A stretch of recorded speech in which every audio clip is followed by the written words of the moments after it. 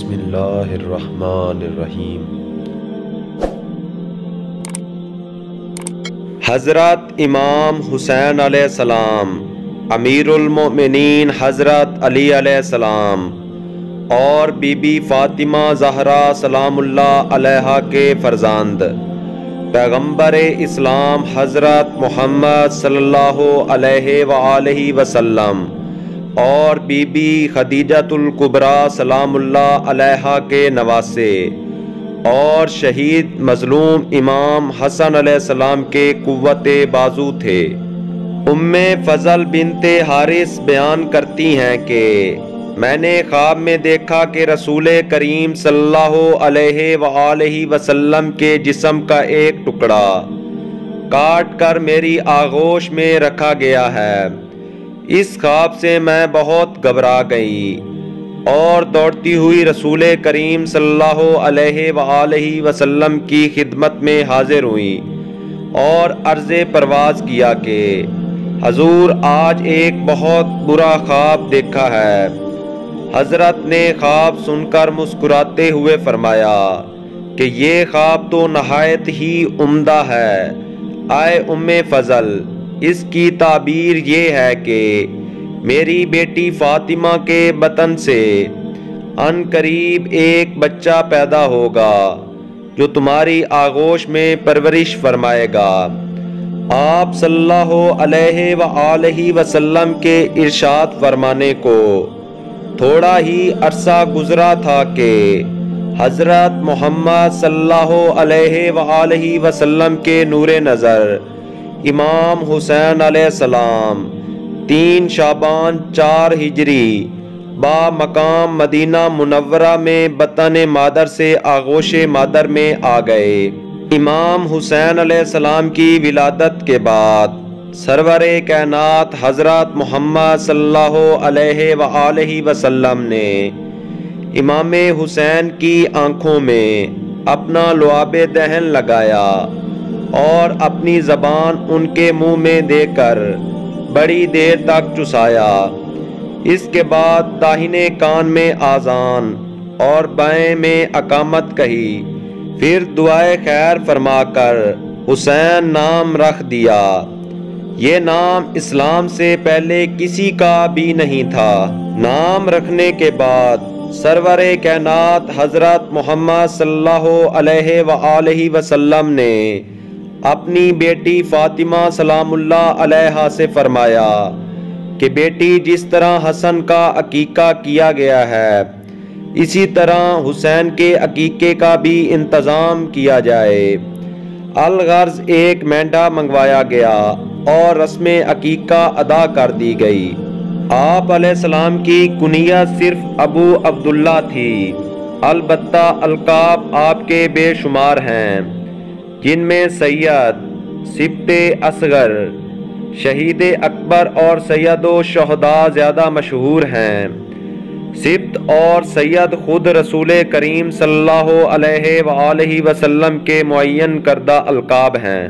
امام حسین علیہ السلام کی ولادت کے بعد خالق عالم نے جبرائیل علیہ السلام کو حکم دیا کہ زمین پر جا کر میرے حبیب محمد صلی اللہ علیہ وآلہ وسلم کو میری طرف سے حسین کی ولادت پر مبارکباد دے دو اور ساتھ ہی ساتھ ان کی شہادت عظمیٰ سے بھی انہیں مطلع کر کے تعزیت ادا کر دو۔ حضرت جبرائیل علیہ السلام بحکم رب جلیل زمین پر وارد ہوئے اور انہوں نے آن حضرت صلی اللہ علیہ وآلہ وسلم کی خدمت میں پہنچ کر تہنیت ادا کی۔ اس کے بعد عرض پرواز ہوئے کہ اے حبیب رب کریم، آپ کی خدمت میں شہادت حسین کی تعزیت بھی من جانب اللہ ادا کی جاتی ہے۔ یہ سن کر سرور کائنات صلی اللہ علیہ وآلہ وسلم رونے لگے اور جبرائیل سے فرمایا کہ جبرائیل اس کی تفصیل بیان کرو۔ جبرائیل علیہ السلام نے عرض کی، مولا ایک وہ دن ہوگا جس دن آپ کے اس فرزند حسین کے گلے مبارک پر خنجر رکھا جائے گا اور آپ کا یہ نور نظر بے یار و مددگار میدان کربلا میں 3 دن کا بھوکا پیاسا شہید ہوگا۔ یہ سن کر سرور عالم محو گریہ ہو گئے۔ آپ کے رونے کی خبر جو ہی امیر المومنین حضرت علی علیہ السلام کو پہنچی، وہ بھی رونے لگے اور روتے ہوئے خانہ سیدہ میں داخل ہوئے۔ جناب سیدہ نے جو حضرت علی علیہ السلام کو روتا دیکھا، دل بے چین ہو گیا۔ عرض کی ابو الحسن رونے کا سبب کیا ہے؟ فرمایا بنت رسول، ابھی جبرائیل آئے ہیں اور وہ حسین کی تہنیت کے ساتھ ساتھ اس کی شہادت کی خبر بھی دے گئے۔ حالات سے باخبر ہونے کے بعد بی بی فاطمہ سلام اللہ علیہا بھی رونے لگیں۔ آپ سلام اللہ علیہا نے حضور صلی اللہ علیہ وآلہ وسلم کی خدمت میں حاضر ہو کر عرض کی، بابا جان یہ کب ہوگا؟ فرمایا جب میں نہ ہوں گا، نہ تو ہوگی، نہ علی ہوں گے، نہ حسن ہوں گے۔ فاطمہ نے پوچھا، بابا میرا بچہ کس خطا پر شہید ہوگا؟ تو آپ صلی اللہ علیہ وآلہ وسلم نے فرمایا، بالکل بے جرم و بے خطا، صرف اسلام کی حمایت میں شہید ہوگا۔